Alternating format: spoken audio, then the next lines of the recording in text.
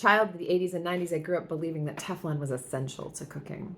Ads showed frustrated mothers, it was always mothers, having to spend hours scrubbing out pots and pans juxtaposed against the ease Teflon introduced into their lives. No more scrubbing, no more fried eggs sticking to pans. Look at how that food just slides right off onto the plate. No mess, no fuss. But it wasn't just ease of cleanup. This was during the time when we were all being told that fat was really bad for us, something to be avoided at all costs. A Teflon pan enabled us to cook without oil, which was supposed to be healthier. And then I remember starting to hear little warnings in high school when we were supposed to throw out Teflon pans that were scratched because it could be harmful to ingest. Oh, and we also weren't supposed to heat the pans without anything in them because the fumes could make us sick. No one said anything about what those fumes were doing to the food in the pan. When I started adulting and got into my first place with a kitchen, I got a nonstick frying pan because, of course, I did. I cooked with that for ages until the nonstick coating didn't work anymore. Then I got another one. I babied it, washing it only by hand, using only plastic or wooden utensils. And yet, that coating was really delicate. And then we started hearing about PFAS and that Teflon was in that category and that cooking with nonstick wasn't such a great idea.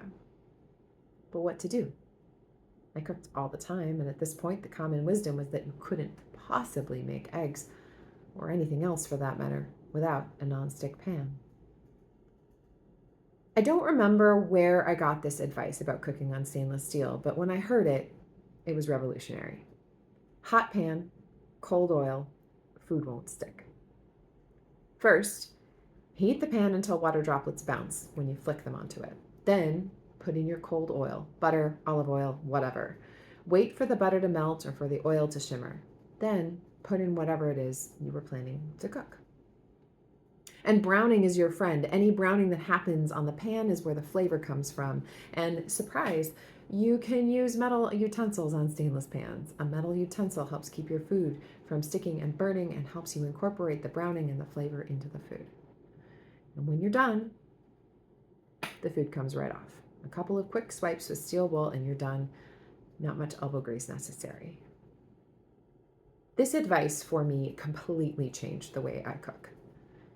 And my food got tastier because not only do our bodies actually need fat, but it makes food taste better too. But in order to take this new way of doing things on board, I had to let go of at least two values I had learned. One, that it would be just terrible if food stuck to my pan for any length of time. Two, that fat was something to avoid completely. And I didn't really learn to accept either one of those things until I was very well into young adulthood. Similarly, I only recently learned about Reconstruction and the period directly following it. Sure, we kind of glossed over it in history class, but I didn't recognize the economic, social, and educational heights to which formerly enslaved people and free Black people had risen during that period of legal protection right after the Civil War. These people who had overcome so much created thriving communities and businesses across the country, learning how to be successful in the economic system that surrounded them, making significant contributions in science and literature, among many other things. It's not that I didn't know. I mean, I kind of knew. It's that in the version of history I'd been taught, it was glossed over, barely touched, something we didn't really talk about, because how could we explain why Martin Luther King Jr. was leading marches for the right to vote 100 years later? It was easier to pretend that progress had simply been a slow process.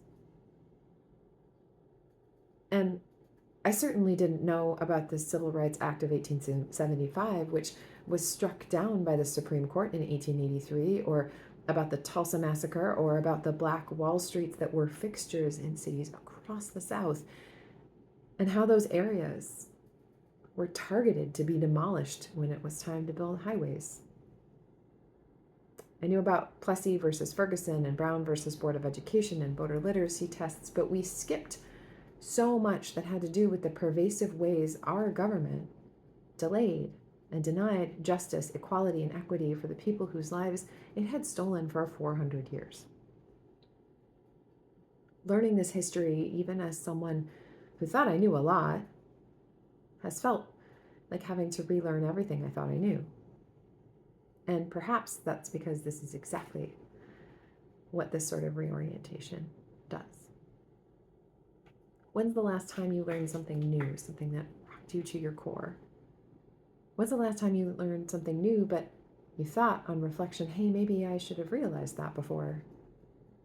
Any good teacher knows that if a student cannot hear the information, they cannot learn it. It might not be the right moment, or it might not be the right person, or it might not be the right words. Parents marvel at the fact that their kids won't listen to them about the rules of a game or how mashed potatoes with garlic and sour cream is actually super delicious, but they might listen to a grandparent or an aunt or an uncle or a teacher. Have you ever tried to teach something and had to rephrase how it was said in order for it to land? Have you ever tried to help someone understand something, but they just didn't get it until there was a light bulb moment? Sometimes we're just not ready to take on new information. Sometimes we can't hear it from that person, or we haven't heard it in the right way, or we're simply not ready. And it's frustrating, both for the teacher and the learner, but it's also just life. Jesus knew it too.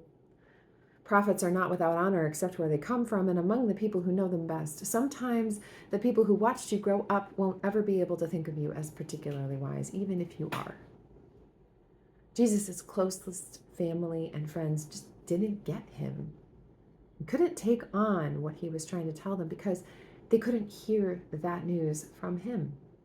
And not only did they not get him, they took offense at him. Anyone who has lived away from their family and returned for Thanksgiving dinner knows this dynamic. Someone inevitably will wonder at this young person who is now challenging the way things are, who is willing to pose questions about how things should be. And for those of us at the receiving end of this treatment, we also understand the dynamic of being pushed aside as a young idealist with too many big ideas. But Jesus had big ideas, lots of them, and he was doing what he could to make sure the people he loved could start to hear them. But they weren't ready for what he had to say, and they couldn't hear it from him. Jesus also understood that his disciples would encounter this dynamic too, that they would encounter many people who were just not ready to hear the good news of God's love, freedom, grace, and healing. And he understood that if you're trying to teach someone who isn't ready to learn, you have to let it be. You have to shake it off and let someone else come at another time, a time that might be better. Our culture of overachieving and fierce independence and hustling would have us believe that we have to change the whole world all at once, on our own. But the truth is, it takes many of us, all of us, using different words at different times to move the needle, to help others and our own selves hear the words of God's promise. It's never just one person, even if that one person is Jesus. He called his disciples and sent them out in twos, never alone, and he calls all of us into this Christian vocation of proclaiming the gospel, recognizing that not everyone will be able to hear it the first time from the first person. And when we inevitably encounter those situations, Jesus tells us it's okay to move on, allowing time and space for growth, recognizing that lasting change happens slowly. Jesus understood what it meant to be rejected. Jesus understands what it means to be rejected, and Jesus understands how important it is to remember that God's mission is bigger than any one moment in time. When we're frustrated because we're not learning or not getting through, Jesus reminds us that there will be a time for the right words, the right moment, and the right person. Jesus reminds us that it's okay to take a breath and shake it off, remembering that this is not the only moment, that we are not the only ones, and that he is with us. Discipleship is not easy, and Jesus never told us it would be. The arc of history is long, but it bends toward justice. Even as we are called to participate in bending that arc, we will never see the end result because the bending happens from generation to generation. If we wake up each day determined to make our corner of the world just a little bit better, the world will be better for it. We are not called to complete the work, but our faith invites us into co-creating a world that is more closely aligned with God's reign. A world in which we understand that God does not make throwaway people, that our earth is sacred, and that we belong to each other. Amen.